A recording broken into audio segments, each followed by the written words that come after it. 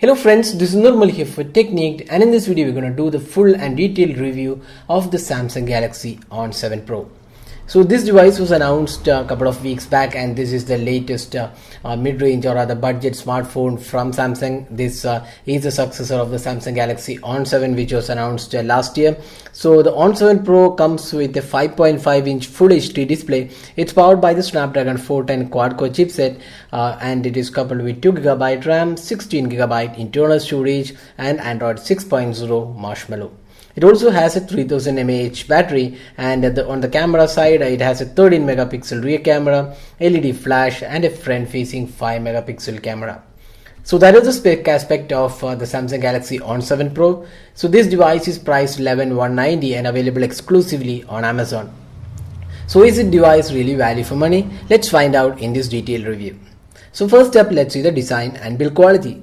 So design and build wise, Samsung isn't offering anything new in this segment. We have seen this design on a lot of devices, be it the J5, the J7, On7, On5, even the J2, J3. Almost all devices have the same design. We have this fox leather kind of finishing on the rear panel, which was almost from 2013 or 12 when the Samsung Galaxy Note 3 was launched. So there has been no change in the design whatsoever, and it's high time Samsung did some changes to these mid-range phones like the J7 and J5, which did get some metallic construction. Now the On5 Pro and On7 Pro has the same exact look and feel of any other mid-range Samsung phone. There is nothing to identify this device out of the other devices. So design is kind of boring now. It's the same old design, nothing new. The build quality is just average, nothing really to talk about. You can see the chrome accents around the sides of the device, which doesn't really look good. In fact, it does give a cheap look altogether. So design and build, Samsung has to do something in the mid-range phones. It's high time Samsung did something new in the design element, just like something they have done for the J2 2016, where they have given a glow notification. So design and build quality does not impress on the Samsung Galaxy On7 Pro. Now let's talk about the display.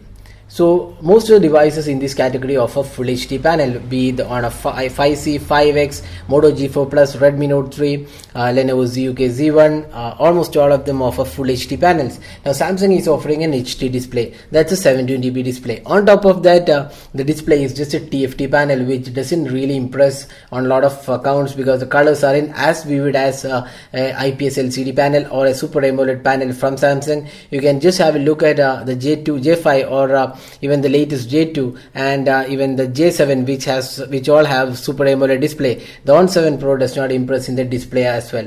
Now the touch response feels quite good. The viewing angles are quite decent, but overall we would say the display isn't the strength of this device. And on top of that, you don't have basic sensors like the ambient light sensor. You have to use the outdoor mode whenever you are going out, so that does not again impress for a phone which is priced almost 11k. You don't have basic sensors, and that they are missing even on this device. So Samsung isn't still ready to add the ambient light sensor to any of these phones in the sub 15k price point.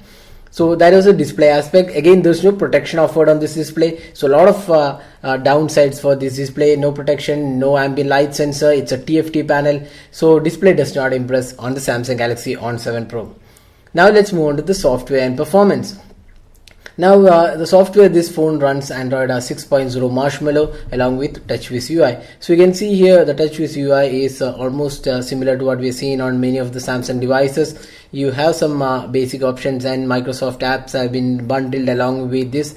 And apart from that, this UI looks quite good. There's no lag or issues, and it's pretty smooth performance. So that's one good thing about this device. And you can see there are no bloatwares included except for some apps from Samsung. Rest all are basic apps, so no major bloatwares included, and the UI is also optimized. You can see the notification center is almost similar to any other notification center. We have a basic set of options. functions. We have this S bike mode, ultra data saving mode, ultra power saving mode. So a lot of features are included. There is also support for theming. You can just download additional themes from here.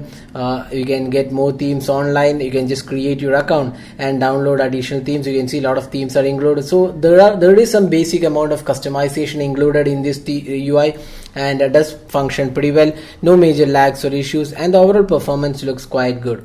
Now this phone is powered by a Snapdragon 410 quad-core chipset. It's one of the trusted budget chipsets from Snapdragon, and that has been used in the On7 Pro as well.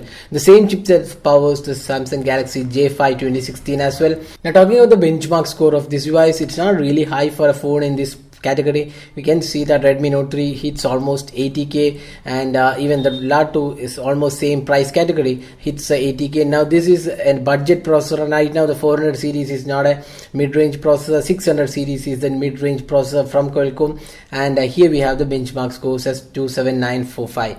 So in the performance, you don't really feel that this is a Snapdragon 410. It's quite fluid, no major lags or issues, and it does the task pretty well. And in the day-to-day usage, you don't really feel any lagginess in this device. And the gaming performance also was quite good. We have tested with heavy graphic-rich games, and we never had any issues. And the heating was also pretty minimal. And so those are some things which Samsung does really good. The software and the performance optimization is really good. And that is one thing Samsung does really good. Even with a lower end processor, it's not a really mid-range processor where we have seen the 650 and 652 processor. Even the 617, 616 all are a mid-range processor, but Samsung has still used a 410. So still we would say this device performs quite well. Now this phone comes with 16GB internal storage, 2GB RAM, and 4G LTE and micro SD card expansion slot. Now we have almost 10 to 11 GB available out of the 16GB, and you can expand the storage via micro SD card. So software and performance, the device does a pretty good job overall. Now let's move on to the camera. So this phone comes with a 13 megapixel camera and a front facing 5 megapixel camera. So again, I see the camera interface is quite similar to what we have seen on any Samsung phone. We have a couple of interesting modes like professional mode, beauty face, continuous shot, and we have option to record videos in 1080p. The camera on the Samsung Galaxy On7 Pro is quite good, and when we tested the camera sample, we found that the camera samples are quite satisfactory, decent amount of clarity, good color quality. It may not be the best, but it won't disappoint most of the users who are looking for a good camera overall, and it does the job pretty well. So camera doesn't disappoint, but it is still not the best in this category. You can also check out our camera's review to get an idea about the camera samples and how the camera performs in various light conditions. Now finally, let's talk about the battery. So this phone comes with a 3000 mAh battery, and the battery performance as usual is quite good. You can get 1 day of usage easily, and if you're a moderate user, you can slightly get more than a day, but overall we would say the battery performance on this device is quite good. Now on top of that, you also have the power saving mode and ultra power saving mode, so you can always get a better battery life by using this power saving modes.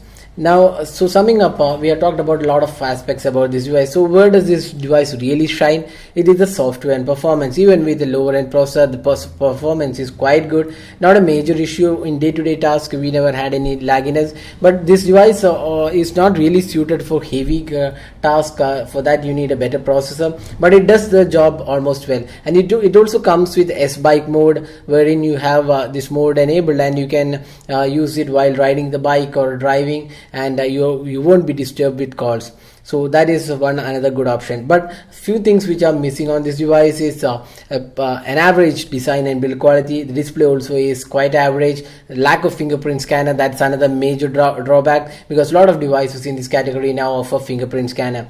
And apart from that, the battery performance and camera are quite good. So overall, does the device make value for money at 11,190? We would say a decent value for money device if you're particularly looking for Samsung device. If not, there are better devices. We would say Honor 5C, the Lyco, La2, the Redmi Note 3, all are better devices than this. But if you're looking for a Samsung device in this category, the On7 Pro is definitely one good device you can buy. Or else we would suggest the Samsung Galaxy J5, the 2016 variant, even though with a smaller display. So these recommendations are based on the assumption that you're looking for a Samsung device. Otherwise, we wouldn't suggest this device. We would suggest other better options out there. So that's all guys with the detailed review of the Samsung Galaxy On7 Pro. Hope you liked this video. Don't forget to hit the like button and also subscribe to our YouTube channel for more videos. And if you plan to buy this device, we have the link in the description. You can buy using that link and it helps our channel. So that's all guys. Thanks for watching. Have a great day.